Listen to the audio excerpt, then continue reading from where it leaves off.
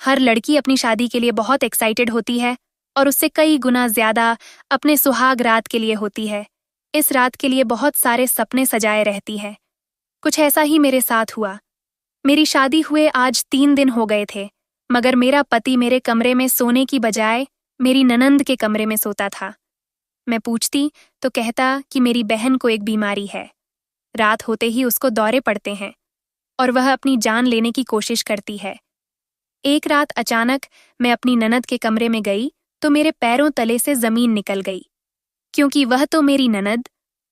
आज मेरी शादी थी और हर लड़की की तरह मेरे दिल में भी हजारों अरमान थे, और मैं बस यही चाहती थी कि मेरा पति बहुत प्यार और मोहब्बत करने वाला हो, इज्जत करने वाला हो। पार्लर में जब मैं दुल्हन बनकर तैयार हुई थी और खुद को शीशे में देखा तो खुद को पहचान नहीं पाई थी। दिल से बेसाख्ता दुआ निकली थी कि काश मेरा पति मुझे पसंद करे और मुझे पूरी जिंदगी इज्जत, सम्मान और मोहब्बत के साथ रखें। पार्लर वाली ने जब मुझे तैयार कर दिया तो कहा, आज तो तुम बहुत ही खूबसूरत लग रही हो। तुम्हारा पति तुम्हें देखते ही अपने होश खो देगा, तुम्हारा दीवाना हो जाएगा। और यह सुनकर मैं शर्मा गई। मैं पार्लर से अपनी सहेलियों के साथ मेरे गे हॉल की तरफ जा रही थी जब गाड़ी सिग्नल पर रुकी। मैंने टाइम पास के लिए इधर उधर देखना शुरू किया। एक दृश्य देखकर मुझे बहुत ज्यादा हैरत हुई। हमारे साथ जो गाड़ी थी उसमें एक लड़का और एक लड़की बैठे हुए थे। हैरानी वाली बात यह नहीं थी कि लड़का लड़की बैठे थे, बल्कि यह थी कि वह लड़की मेरी ननद थी। मेरी ननद को तो इस वक्त मेरे गे हॉल में होना चाहिए था, क्योंकि मुझे मेरी माँ ने फोन करके बताया था कि बारात आ चुकी है। तो यह इस वक्त इस लड़के के साथ यहाँ क्या कर रही है? और फिर यह लड़का कौन है? मेरी ननंद ने उस वक्त जीन्स टी शर्ट पहन रखी थी और जिस तरह आराम से बैठी थी, जिससे साफ पता लग रहा था कि मेरी ननद को शादी में आने का कोई इरादा नहीं है। मैं हैरत से आंखें फाड़े उस गाड़ी की तरफ देख रही थी। तभी अचानक सिग्नल खुल गए। मुझे लगा शायद उसने भी मुझे देख लिया है, क्योंकि अब वह गाड़ी दूसरी तरफ मुड़ गई थी। मैं बहुत परेशान हो गई थी। इसी तरह खुद से उलझती हुई मैरेगे हॉल पहुंची। बारात आ चुकी थी। पूरा मैरेगे हॉल भरा हुआ था। शादी की रस्में शुरू हो चुकी थीं। सारा वक्त मैं अपनी ननद को तलाश करती रही थी, मगर वह मुझे कहीं नजर नहीं आई थी। इसका मतलब तो यही था कि मेरी नजरों का वह धोखा नहीं था। मैंने सच में ही उसे देखा था। जब मेरी शादी हो गई तो मैंने अपने पति से कहा, अपनी बहन को तो बुलाइए। मुझे मुबारकबाद भी नहीं दी उसने। मेरा पति कहने लगा, अच्छा, मैं उसे तलाश करके लाता हूं, यहीं कहीं मेहमानों में बैठी होगी। मुझे पूरा विश्वास था कि वह नहीं मिलेगी, मगर मेरी तो हैरत की हद न रही। जब पति के साथ उसे आते देखा, उस वक्त वह कोई और लड़की लग रही थी। सुंदर सा लहंगा पहने, हाथों में मैचिंग चूड़ियां और फुल मेकअप। ऐसा लग रहा था कि उस गाड़ी में यह थी या कोई और। लेकिन मेरे दिल में शक तो था, लेकिन यह सही वक्त नहीं था कि मैं अपनी तरफ से अपनी ननद से सवाल जवाब करती, इसलिए मुस्कुराकर उससे मिलने लगे। लेकिन शक मेरे दिल में बैठ चुका था। जब विदाई होने लगी तो मेरी ननंद कहने लगी, भाई, आप भाभी के साथ एक गाड़ी में चले जाएं, मैं दूसरी कार में आ जाती हूं। इससे पहले मेरी ननंद दूसरी गाड़ी की तरफ बढ़ती, मेरे पति ने जल्दी से उसका हाथ पकड़कर उसी गाड़ी में बिठा दिया और कहने लगा, तुम जानती हो ना, 2 मिनट भी मेरी नजरों से तुम दूर नहीं हो सकती। अगर तुम मुझसे दूर हो जाती हो तो मुझे तुम्हारी चिंता होने लगती है। मेरी ननद मुस्कुराते हुए गाड़ी के अंदर बैठ गई। मैं उन बहन भाइयों की आंखों ही आंखों में होने वाली बातों को समझने की कोशिश कर रही थी कि आखिर उन दोनों के बीच क्या चल रहा है, मगर मैं अपनी कोशिश में नाकाम रही। गाड़ी घर के आगे रुकी। मेरी ननंद ही मुझे कमरे में छोड़ने आई। मुझे बेड पर बैठाकर कहने लगी, भाई को आज की रात इस कमरे से बाहर मत निकलने देना, वरना बहुत पछताओगे। उसके अजीबोगरीब बात पर मैं दंग रह गई, लेकिन कुछ बोल ना सकी, बस चुप रह गई और सोचने लगी, इसका दिमाग खराब है भला। शादी की पहली रात कोई पति अपनी पत्नी को छोड़कर कहाँ जाएगा। वह मुझे अजीब से अंदाज में देखते हुए चली गई। थोड़ी देर में मेरा पति अंदर आ गया। वह बहुत जल्दी में था। उसने कमरे में आते ही अलमारी से एक डिब्बी निकाली और मुझे देकर कहने लगा, इसमें तुम्हारी मुंह दिखाई का गिफ्ट है। मैं अभी जा रहा हूँ, सुबह बात करते हैं। वह बात खत्म करके जा चुका था और मैं सदमे की हालत में बैठी रह गई। यह सब आनन फानन में हुआ था और मुझे कुछ कहने का मौका भी नहीं मिला था। मुझे अचानक ही अपनी ननद की बातें याद आईं। उसने कहा था कि अपने पति को अपने पास रखना, कहीं बाहर मत जाने देना। उसका मतलब तो यही था कि उसे मालूम था कि आज की रात भी मेरा पति बाहर जाने वाला है। वह मेरे साथ रात नहीं बिताने वाला। यह सब सवाल मेरे दिमाग में आते चले गए और यह सब सवाल मेरे दिमाग में शक भी पैदा कर रहे थे। मेरे साथ कुछ गलत तो नहीं होने वाला? मैं इस परिवार को अभी ठीक से जानती तक भी नहीं थी। ननद से भी बस 2-4 मुलाकात ही हुई थी और मैं उसको अभी तक समझ नहीं पाई थी। दूसरी तरफ राजन था। उसे तो मेरे पास बैठना चाहिए था। आज तो हमारी सुहागरात थी। मुझसे प्यार मोहब्बत की बातें करता, जबकि वह तो मुझे छोड़कर ना जाने कहाँ जा चुका था। ये शादी रिश्ते कराने वाली मेरी एक मौसी ने कराई थी। मेरी माँ चाहती थी कि मेरी शादी किसी ऐसी जगह पर हो जहां ससुराल वालों का झंझट ना हो। जानने वाले में तो मेरे जोड़ का रिश्ता नहीं था और आसपास से जो लोग रिश्ते के सिलसिले में आते थे उन्हें मेरी माँ खुद मना कर देती थी। कहती, मैं अपनी बेटी की शादी ऐसे खानदान में करूंगी जहां लड़का अकेला हो, ताकि मेरी बेटी राज करे। मेरी माँ ने खुद 20 साल तक जॉइंट फैमिली में गुजारे थे और वहां रोज लड़ाइयां ही होती थीं। मेरी दादी और मेरी ताई चाची ने मेरी माँ का जीना दूभर कर रखा था। हम जितने साल उस घर में रहे, हमें दिमागी आराम नहीं मिल सका था। कभी बुआ पहुंच जाती तो कभी चाची या फिर ताई जी। जरा जरा सी बात पर घर में हंगामा मच जाता था। इससे बचने के लिए ही मेरी माँ ने मेरे पापा पर जोर डाला कि अलग घर पर रहो, लेकिन मेरे पापा अपनों से अलग होना नहीं चाहते थे। यहां तक कि एक दिन उन्होंने खुद उस घर से निकलने का फैसला कर लिया। उस दिन मेरी बड़ी बहन के सिलसिले में कुछ लोग आए थे और यह बात चाची और ताई को गवारा नहीं थी। उन्होंने जानबूझकर घर में लड़ाई शुरू कर दी और ऊंची आवाज में मेरी बहन पर झूठे इल्जाम लगाने लगे। वो लोग अच्छे खाते पीते लोग थे और हमारी बहुत ख्वाहिश थी कि दीदी की शादी वहां पर हो जाए, मगर उन लोगों ने यह कहकर इनकार कर दिया कि उनको हमारे घर का माहौल पसंद नहीं आया। उस दिन मेरे पापा को एहसास हुआ कि अलग घर लेकर ही रहना ज्यादा ठीक रहेगा। फिर हम लोग किराए के मकान में शिफ्ट हुए। कुछ समय बाद मेरी दीदी की शादी हुई, मगर वह भी भरे पूरे खानदान में गई थी। बेचारी हर वक्त तो अपने ससुराल वालों के रोने रोती रहती और कुढ़ती रहती थी। इसलिए मेरी माँ ने अब फैसला किया कि मेरी शादी किसी छोटे परिवार में करेंगे जहां लड़का अकेला हो। हालांकि मेरे पापा ने कहा था, किसी अकेले लड़के पर हम कैसे भरोसा कर सकते हैं? माँ बाप होते हैं, भाई बहन होते हैं, तो लड़का उनकी नजरों में होता है और उसके बिगड़ने के चांस कम होते हैं। लेकिन अकेला लड़का जल्दी बहक जाता है और गलत कामों में पड़ जाता है। ऐसे ही हम किसी अकेले अनजान लड़के को अपने लड़की नहीं सौंप सकते। NDH। लेकिन मेरी माँ ने जो सोच लिया था, वह सोच लिया था। वह पूरा करना चाहती थी। बहुत मुश्किल से यह रिश्ता मिला था। लड़के की सिर्फ एक ही बहन थी और वह अच्छे खाते पीते लोग थे। माँ को यह रिश्ता बहुत पसंद आया, इसलिए रिश्ते वाली से कहा, जो भी हो मेरी बेटी का वहीं पर रिश्ता पक्का कराओ। नसीब में यही था, इसलिए यही शादी हो गई। मैंने अपनी माँ से भी कहा था कि अनजान लोग हैं, इसलिए अच्छी तरह पता करवा लें, मगर अम्मा ने कहा कि मैंने सब पता करवा लिया है, लड़का बहुत ही अच्छा है। अब मैं सोचकर परेशान हो रही थी कि शादी की पहली रात मुझे राजन यूं छोड़कर कहाँ चला गया। ऐसा तो तभी होता है जब दूसरा किसी गलत काम में पड़ा हुआ हो, यानी कि पति का कहीं दूसरी औरत से चक्कर हो। सारी रात मेरी परेशानी में गुजरी। मैं अपने पति का इंतजार करती रही, लेकिन वह नहीं आया। सुबह 5 मैंने सोचा कि अपनी ननद से जाकर पूछती हूँ, उसे तो जरूर पता होगा कि उसका भाई कहाँ है। मैंने अपनी ननद के कमरे के दरवाजे पर दस्तक दी और यह देखकर मेरे चेहरे का रंग उड़ गया कि दरवाजा तो मेरे पति राजन ने खोला था। मैं एकदम चौंक गई। वह अपने बहन के कमरे में क्या कर रहा था? मेरे चेहरे के एक्सप्रेशन एकदम से बदल गए थे। मैं गुस्से में बिना कुछ कहे अपने कमरे में चली आई। उस वक्त मुझे बहुत गुस्सा आ रहा था कि वह अपनी बहन के कमरे में क्यों था। मुझे गलत नहीं सोचना चाहिए था, मैं सारे गलत ख्याल दिमाग से दिल में नहीं लाना चाहती थी, लेकिन हालात मेरे दिमाग में शक पैदा कर रहे थे।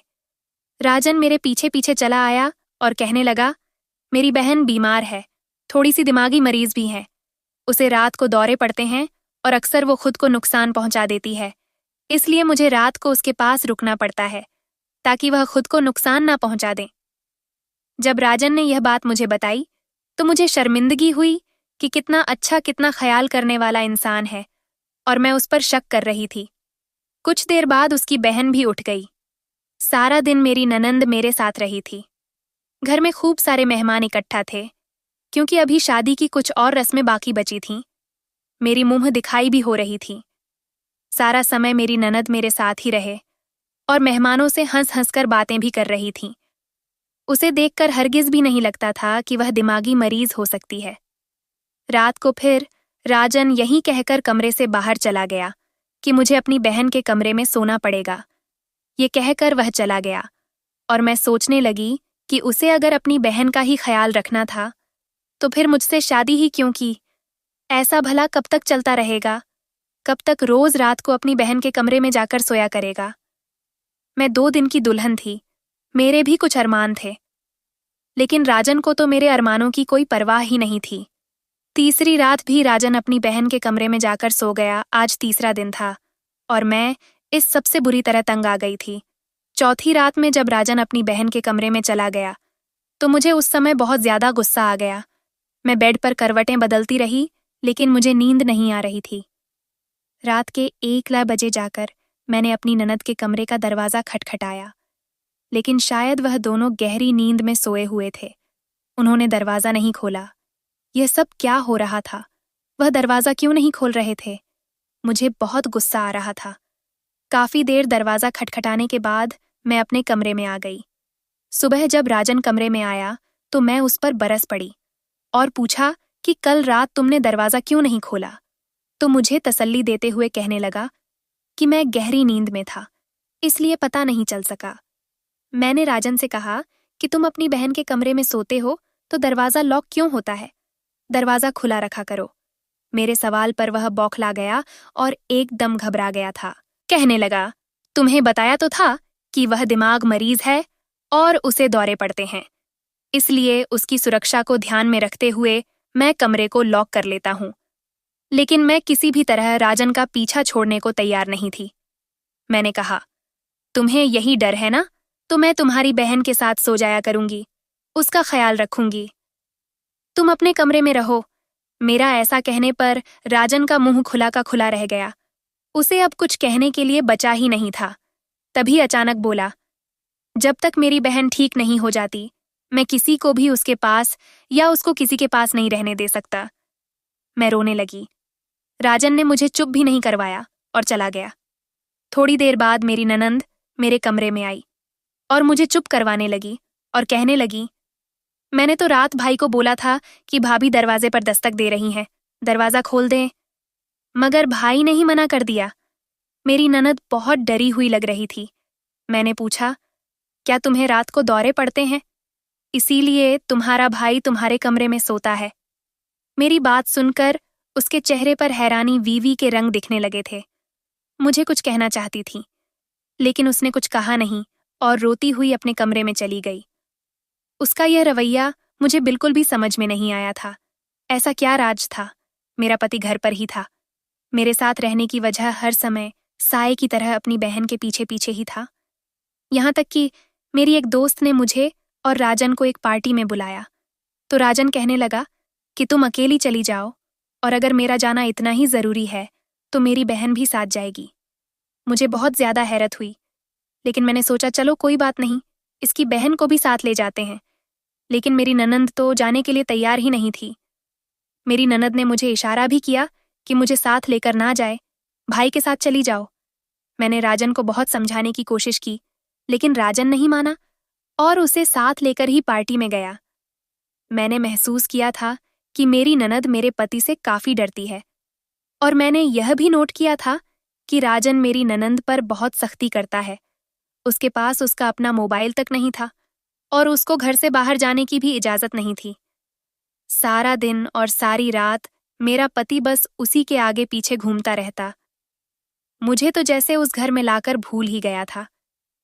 एक दिन मैंने राजन से कहा कि तुम्हारी बहन को दौरे पड़ते हैं, तो चलो उसे किसी डॉक्टर के पास लेकर चलते हैं। राजन कहने लगा, तुम्हें चिंता करने की कोई जरूरत नहीं है। मैं उसको दवा खिला रहा हूँ, उसका इलाज चल रहा है। उस दिन दोनों बहन भाई कहीं गए हुए थे कि मुझे एकदम अपने नंद के कमरे की तलाशी लेने का ख्याल आया और उसके कमरे में गई तो ना तो कोई गोलियां मिली, ना ही कोई रिपोर्ट। तो फिर मेरा पति मुझसे झूठ क्यों बोल रहा था कि उसका इलाज करवा रहा था? अगर ऐसा होता तो कमरे में कुछ ऐसा जरूर मिलता जिससे यह बात साबित होती कि मेरी नंद को दोहरे पड़ते हैं। अब मुझे राजन पर शक होने लगा था। डॉक्टर के पास ले जाने वाली बात भी राजन ने नहीं मानी थी। मैं सोचने लगी, अब मुझे क्या करना चाहिए? मैंने उसके कमरे की चाबी छुपा ली और कमरे में आ गई। वह दोनों शाम को वापस आए। मेरे पति ने आते ही मुझसे कहा, अब तुम्हारी परेशानी बहुत जल्दी खत्म होने वाली है। बस कुछ ही दिनों की बात है। मेरी ननद के चेहरे को देखकर ऐसा लग रहा था जैसे वो रोती रही है। रात को फिर राजन अपनी बहन के कमरे में चला गया, लेकिन मैंने सोच लिया था कि मैं सारी सच्चाई जानकर रहूंगी। आखिर मेरे पति और मेरी ननंद बंद कमरे में अकेले करते क्या है? चाबी तो मैंने छुपा ही ली थी। मैंने जल्दी से चाबी निकाली। रात का 1:30 बज रहा था। मैं जल्दी से कमरे का लॉक खोलकर अंदर चली आई। सामने का मंजर देखकर मेरी ऊपर की सांस ऊपर और नीचे की नीचे रह गई। मैंने देखा कि मेरे पति ने मेरी नंद को रस्सियों से बांध रखा है और उसका सर अपने कंधे पर लेकर सो रहा है। मेरी ननंद शायद जाग रही थी। मुझे देखकर इशारा करके बाहर जाने को कहा। मैं उसे देखकर दंग रह गई थी। मैं राजन को जगाकर पूछना चाहती थी, ये सब क्या है? मगर जब मेरी ननंद ने मेरे सामने हाथ जोड़ दिए तो मैं बाहर आ गई। अपनी ननंद की हालत देखकर मैं सदमे में आ गई थी। अब तो मुझे मेरी ननंद दिमागी मरीज नहीं लग रही थी, बल्कि राजन दिमागी मरीज लग रहा था। पूरी रात मुझे नींद नहीं आई। मेरे दिलो दिमाग में हजारों सवाल चल रहे थे। मैं राजन से पूछना चाहती थी कि आखिर उसने अपनी बहन को बांधकर क्यों रखा है। इसी उलझन में पूरी रात गुजर गई। सुबह होते ही मैंने बहाना बनाकर अपनी ननद को अपने कमरे में बुलाया और उससे पूछा कि रात को जो कुछ मैंने देखा वह सब किया था। तो मेरी ननंद मेरी बात सुनकर रोने लगी और कहने लगी, जब से मम्मी और पापा इस दुनिया से गए हैं, मेरे भाई का रवैया मुझसे बदल गया है। सारी प्रॉपर्टी पर अपना हक समझते हैं और रोज मुझसे कहते हैं कि अपने हिस्से की दौलत मेरे नाम कर दो। मेरे पापा अपनी सारी दौलत हो। हम दोनों बहन भाइयों के नाम कर गए हैं। मैं मना करती हूँ तो मुझे मारते हैं और मुझे परेशान करते हैं। रात को भी मुझे रस्सियां से बांध देते हैं। वह मुझे हर पल तकलीफ देते हैं, जिससे कि मैं डर जाऊं और अपने हिस्से की प्रॉपर्टी उनके नाम पर दूं। मगर मैं ऐसा हरगिज नहीं करूंगी। अगर मैंने भाई को सारी प्रॉपर्टी दे दी, तब भी भाई इसको अपने पास नहीं रखेंगे। मेरा भाई गलत आदतों में पड़ा हुआ है। वह सारी दौलत उड़ा देगा अपनी ननद के मुंह से। यह सब बातें सुनकर मेरा सर चकरा गया। मेरी नसें फटने लगीं। मेरा पति राजन इतना गंदा आदमी हो सकता है, मैंने सपने में भी नहीं सोचा था। अगर रात को मैं अपनी आंखों से ये सब कुछ देख ना लेती तो शायद मैं अपनी ननद की बातों पर विश्वास भी ना करती। लेकिन हकीकत तो मैंने खुद अपनी आंखों से देख ली थी। मेरी ननद मुझसे लिपट कर रोने लगी, भाभी मुझे यहाँ से कहीं भेज दो, मेरी जान बचा लो, नहीं तो मेरा भाई मुझे जान से मार देगा। मेरी जान बचा लो, मैं आपके आगे हाथ जोड़ती हूँ, मुझे इस घर से कहीं दूर भगा दो। अब मैं उसको क्या कहती? उसे चुप करवाया और मैं सोच में पड़ गई कि अब मैं क्या करूं। थोड़ी देर बाद राजन मेरे पास आया और कहने लगा, मैंने अपनी बहन का रिश्ता तय कर दिया है। कल मैं उसको लड़का दिखाने लेकर गया था। अगले मंडे को मैं अपनी बहन को विदा कर दूंगा। मैं यह सुनकर हक्का बक्का रह गई। मेरी ननद तो कुछ और ही कह रही थी कि उसका भाई उसकी शादी किसी बूढ़े से करवा रहा था और बदले में उसे पैसे मांगे थे, और यह तो कह रहा था कि किसी लड़के से रिश्ता किया है। यह सब क्या था? मेरा पति कहने लगा, मैं बस यही चाहता हूं कि अपनी बहन की जिम्मेदारियों से फ्री हो जाऊं। मैं अपनी बहन से बहुत प्यार करता हूं। मम्मी पापा के बाद हम दोनों बहन भाई ही एक दूसरे का सहारा है। अपनी बहन की जिम्मेदारियों से फ्री होकर अपने माँ बाप को दिए हुए वादे से फ्री हो जाऊंगा। राजन के मुंह से यह बातें सुनकर मुझे हैरत के झटके लग रहे थे। क्या मेरा पति राजन झूठ बोल रहा था? कितनी साफ सफाई से झूठ बोल रहा था कि वह अपनी बहन को बहुत प्यार करता है। मुझे कुछ भी समझ नहीं आ रहा था, कौन झूठा है कौन सच्चा। ये दोनों ही बहन भाई, बहुत अजीब है। मेरे लिए ये फैसला करना मुश्किल था कि कौन सच बोल रहा है। राजन ने मुझे उस लड़के की फोटो भी दिखाई थी। लड़का तो देखने में बहुत ही हैंडसम था और उम्र भी ज्यादा नहीं, 27-28 साल की उम्र थी। कि जब मैंने यही बात अपनी ननद को बताई तो वह रोते हुए कहने लगी कि भाई झूठ बोल रहे हैं। भाई ने एक 50 साल के बुढ़े से ही मेरी शादी तय की है। बदले में वह बुढ़ा भाई को ढेर सारे पैसे देगा, जिसे भाई अपने बिजनेस को बढ़ाना चाहते हैं। शादी के नाम पर मेरे भाई मुझे बेच रहे हैं। मैं क्या करूं? यह कहकर मेरी ननंद से सिसक कर रोने लगी और मुझसे मदद मांगने लगी। मैं क्या मदद करती, मुझे तो खुद समझ में नहीं आ रहा था। और अभी मेरी शादी को टाइम ही कितना हुआ था। मेरी ननद बार बार कह रही थी कि भाभी मुझे सब इस घर से कहीं भगा दो। मैंने अपनी ननद से कहा, अगर मैं तुम्हें यहां से भगा दूं तो तुम कहां जाओगी? कहने लगी, अपनी एक दोस्त के घर चली जाऊंगी, एक वकील है, मुझे बचा लेगी। मेरे पास तो फोन भी नहीं है, वरना उसको अब तक मदद के लिए बोल चुकी होती कि मैंने उसे अपना फोन दिया कि वह अपनी दोस्त से बात कर ले। उसने मेरे सामने ही अपनी दोस्त से बात कही, लेकिन उससे ज्यादा बात नहीं की थी। बस 2-3 बातें की कि मेरी भाभी मुझे घर से किसी न किसी तरह निकाल देंगे और फिर मैं तुम्हारे घर आ जाऊंगी। उसने अपनी सहेली से कहा कि तुम मेरी मदद जरूर करना, मुझे विश्वास है कि तुम मेरा साथ जरूर दोगी। अपनी ननद के बहुत ज्यादा गिड़गिड़ाने पर मैं अपनी ननद की मदद करने के लिए तैयार तो हो गई थी, लेकिन अंदर ही अंदर मेरा दिल घबरा रहा था। फिर तय यह हुआ कि मैं राजन को नींद की गोलियां दूध में मिलाकर पिला दूंगी। राजन के सोने के बाद किसी बहाने उस रात को अपनी गाड़ी में छुपाकर उसकी दोस्त के घर पर छोड़ दूंगी, क्योंकि ड्राइवर को भी राजन ने सख्त आदेश दे रखे थे कि मेरी बहन कहीं भी बाहर नहीं जाने पाए। जैसे ही रात के 10 बजे मैंने राजन के दूध में नींद की गोलियां मिला दी।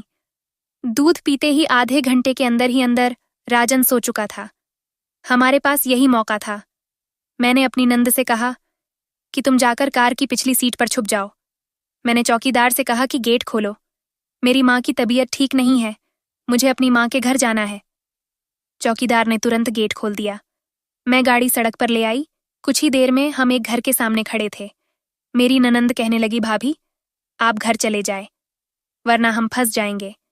लेकिन मैं उसे पूरी सुरक्षा के साथ घर के अंदर तक छोड़कर आना चाहती थी और उसकी दोस्त से मिलकर उसको कहना चाहती थी कि मेरी ननद का ख्याल रखना। मेरा इरादा यही था कि यहाँ से सीधा अपने घर जाऊंगी और अपने माँ बाप को अपने पति की सारी सच्चाई बताऊंगी, जो अपनी बहन का नहीं था। वह मेरा कैसे होता? यही सोचकर मैं गाड़ी से नीचे उतरी थी कि तभी गेट खोलकर एक लड़का बाहर आया। उस लड़के को देखकर मैं एकदम से चौंक गई थी। ये तो वही लड़का था जिसको मैंने अपनी शादी वाले दिन अपनी ननद के साथ कार में देखा था। जब राजन को मैंने अपनी ननद पर इतनी सख्ती करते देखा था तो ये दिमाग मेरे ख्याल से निकल गया था कि उस दिन गाड़ी में मेरी ननद हो सकती है। मैंने सोचा कि वह कोई और लड़की होगी। मेरी ननंद को इतनी आज़ादी कहाँ कि वह किसी लड़के के साथ अकेली गाड़ी में घूम सके। लेकिन आज जब मेरी ननद उस लड़के के पास आई और जब उस लड़के को मैंने देखा तो मैं चौंक गई कि वह यहाँ क्या कर रहा है। मेरी ननद गाड़ी के दूसरी तरफ से निकलकर मुझसे कहने लगी, भाभी ये मेरे दोस्त का भाई है, मैं अंदर जा रही हूँ, आप घर जाएं। लेकिन मुझे कुछ गलत होने का अंदेशा हो रहा था। मैंने एकदम फैसला किया और अपनी ननद से कहा, गाड़ी में बैठो, हम वापस जा रहे हैं। लेकिन मेरे सिर पर आसमान गिर पड़ा जब मेरी ननंद ने मेरा हाथ जोर से झटका और भागकर उस लड़के के पास जाकर खड़ी हो गई और कहने लगी, सॉरी भाभी, मगर अब मैं वापस नहीं जा सकती। मैं इस लड़के को पसंद करती हूँ और उसी की खातिर झूठ बोलकर आपको यहाँ लाई हूँ। अभी शायद मेरी ननंद कुछ और भी कहती, लेकिन उस लड़के ने मेरी ननंद को अपने पीछे किया और मेरी तरफ आते शैतानी हंसी हंसकर बोला, मगर मुझे तो तुम्हारी भाभी पसंद आ गई है, एक के साथ एक फ्री। मैं उस लड़के की बातें सुनकर घबरा गई। मेरी ननद भी एकदम चौंकी थी। वह लड़का उसी शैतानी हंसी के साथ बोला, मैं तो तुम्हारे लिए तड़प रहा था कि कब तुम आओ और मेरी प्यास बुझाओ, मगर अब देखो, अब तो तुम्हारे साथ साथ तुम्हारी भाभी भी फंस गई। इतनी देर में मैं गाड़ी से नीचे उतर आई थी और अपनी ननद का हाथ पकड़कर उसे गाड़ी में बिठाने लगी थी कि तभी उस लड़के ने मेरा हाथ पकड़ लिया और मुझे घर के अंदर खींचने लगा। मेरी ननद ने गुस्से में आकर उसके मुंह पर एक थप्पड़ मार दिया और कहा, धोखेबाज, तुमने मुझे धोखा दिया। तुम्हारी खातिर मैंने अपने इतने प्यार करने वाले भाई को धोखा दिया। जैसे ही मेरी ननंद ने उस लड़की के थप्पड़ मारा तो उस लड़के ने फोन करके 2 और लड़कों को बुला लिया। मुझे उन लोगों के इरादे खतरनाक लग रहे थे। मैंने यहाँ आकर बहुत बड़ी गलती कर दी थी। वह मुझे और मेरी ननद को खींचकर अंदर ले जा ही रहे थे कि उसी वक्त पुलिस के सायरन बजने लगे। पुलिस के साथ साथ अपने पति को आते देखकर मैंने भगवान का धन्यवाद किया, जैसे मेरी जान में जान आ गई थी। पुलिस तुरंत उन लड़कों को पकड़ कर ले गई। मैं हैरान थी कि मेरे पति राजन को तो मैंने नींद की गोलियां दे दी थीं, फिर वो यहां कैसे आए? राजन कहने लगा, मेरी बहन की महीनों पहले इस लड़के से मुलाकात हुई थी और वह इसके प्यार के जाल में फंस गई। जब मुझे पता चला तो मैंने इस लड़के के बारे में सारी जानकारी लेनी शुरू कर दी। अगर ये लड़का ठीक होता तो मैं अपनी बहन की शादी खुशी खुशी इस लड़के के साथ कर देता, लेकिन मुझे पता चला कि यह लड़का धोखेबाज है और कैरेक्टर का गिरा हुआ आदमी है। मैंने अपनी बहन को उस लड़के के बारे में सारी सच्चाई बताई, लेकिन मेरी बहन ने मेरा विश्वास नहीं किया। उल्टा उसकी बातों में आकर मुझ पर ही शक किया और घर से भागने की प्लानिंग करने लगी। तब तक मेरी शादी का दिन आ गया, इसलिए मैंने उस पर सख्ती की और उसके कमरे में उसे बांधकर सोने लगा, क्योंकि यह दोबारा भागने की कोशिश कर चुकी थी और मैं नहीं चाहता था कि उस आवारा लड़के के हाथों ये अपनी जिंदगी बर्बाद कर ले। मैं अपनी बहन से बहुत प्यार करता हूं और उसे बर्बाद होते नहीं देख सकता था। उसने तुम्हें जो कुछ भी बताया वह सब झूठ था। कल जब तुम दोनों प्लान बना रहे थे तो मैंने सुन लिया था और फैसला किया कि तुम लोगों को जो करना है तुम कर लो, ताकि तुम लोगों को सब कुछ समझ आ जाए। तुम सब कुछ अपनी आंखों से देख लो। हो सकता है ऐसा करने से ही मेरी बहन को अक्ल आ जाए, क्योंकि इंसान को जब तक ठोकर न लगे वह बाज नहीं आता। इसलिए मैंने तुम लोगों को जाने दिया और वह गोलियों वाला दूध फेंक दिया था। मुझे यकीन था यहाँ कुछ ऐसा जरूर होगा, इसलिए मैं पुलिस को लिए तुम्हारे पीछे पीछे आ गया। ये सब कुछ सुनकर मैं शर्मिंदा हो गई थी। मेरी ननद भी सर झुकाए हुए आंसू बहा रही थी। वह हाथ जोड़कर कहने लगी, मुझे माफ कर दे भाई। इस लड़के की बातों में आकर अपना नुकसान करने चली थी। उसने मुझे धोखा दिया और मुझे आपके खिलाफ ही खड़ा कर दिया। मेरी ननद ने मुझसे भी माफी मांगी। मैंने और राजन ने उसे माफ कर दिया, क्योंकि उसे एहसास हो गया था यही बहुत है। कुछ ही दिनों बाद हमने उसकी शादी कर दी। आज वह अपने घर में खुश है और मैं अपने पति राजन के साथ खुश हूं। मेरा पति राजन एक अच्छा भाई होने के साथ साथ एक अच्छा पति भी है और साथ ही एक बहुत अच्छा इंसान भी है। ऐसे अच्छे इंसान किस्मत वालों को ही मिलते हैं और मैं बहुत किस्मत वाली थी कि राजन जैसा पति मुझे मिला